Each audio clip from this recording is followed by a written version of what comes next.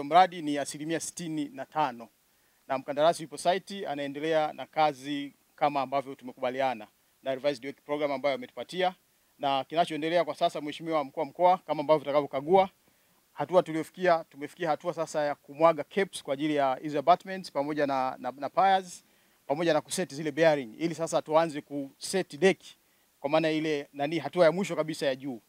Kwa program tulionayo, Mheshimiwa Mkuu wa Mkoa, mpaka mwezi wa 8 mwishoni tutakuwa tumekamilisha kwa maana ya deki na kuanza kazi za kuunganisha daraja pamoja na barabara. Kwa Mheshimiwa Mkuu wa Mkoa, kabla ya mradi wetu haujaisha, ambayo kimsingi unapaswa kuisha tarehe 14 mwezi wa 9, kwa plani tulionayo na kwa speed ya mkandarasi, tunafikiria lazima tutakuwa tumekamilisha na watu waanze kupita juu ya daraja. Daraja hili likikamilika litarahisisha na kuharakisha uchumi wa wilaya yetu, hasa katika masuala ya kilimo na usafirishaji.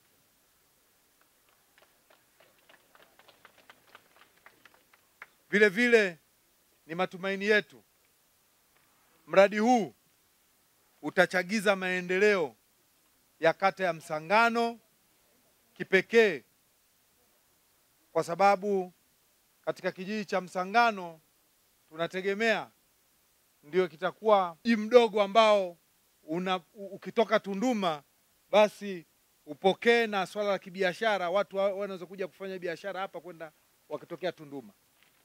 Kwa hiyo watu wa Msangano, daraja hili kwa kipekee ni neema kubwa sana katika kuongeza uchumi wa kijiji chenu. Lakini haya yote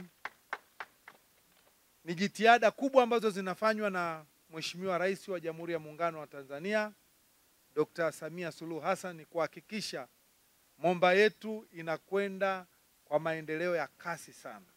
Daraja kama alivyoeleza mkuu wa wilaya, nafikiri daraja hili likikamilika itakuwa ni mkombozi, sio kwa kata ya Msangano tu, sio kwa tarafa ya Msangano, ila utakuwa ni ukombozi wa halmashauri nzima, kwa sababu biashara watu watafanya. Kizuizi kikubwa kilikuwa ni hili daraja, na mimi nawapongeza sana hili daraja. Ninafurahi kwamba leo nimetokea upande wa Msangano, lakini nilipokuja wakati wanaanza kuchimba chini nilitokea upande wa Tunduma. Kwa hiyo sasa najua kutoka huku na ninajua kutoka huku. Hapo vipi? Sawa. Hapo poa, si ndio? Mimi ni champion, ni miongoni mwa watu wanaoamini hili daraja ni muhimu sana.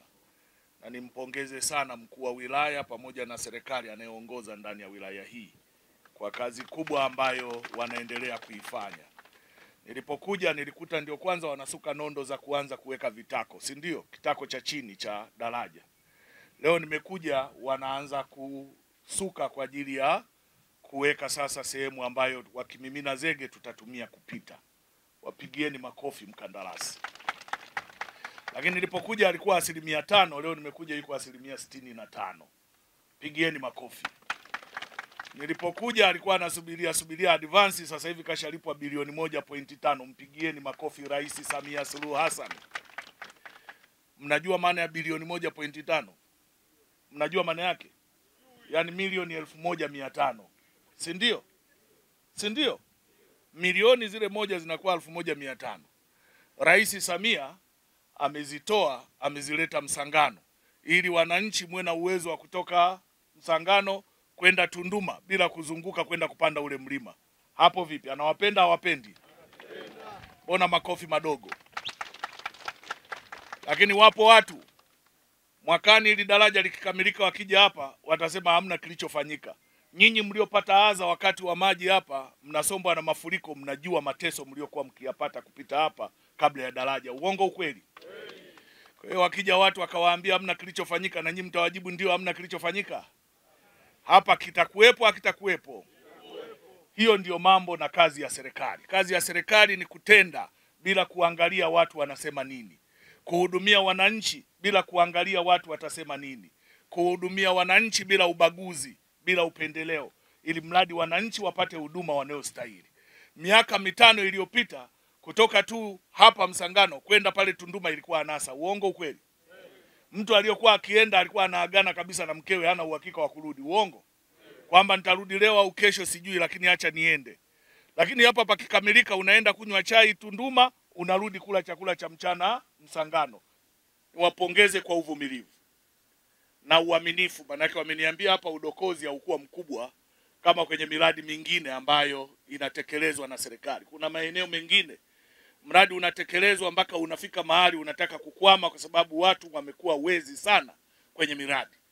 Wakifikiri wanamkomoa mtu mwingine, kumbe wanajikomoa wenyewe. Nyinyi mmekuwa waaminifu, hongereni sana.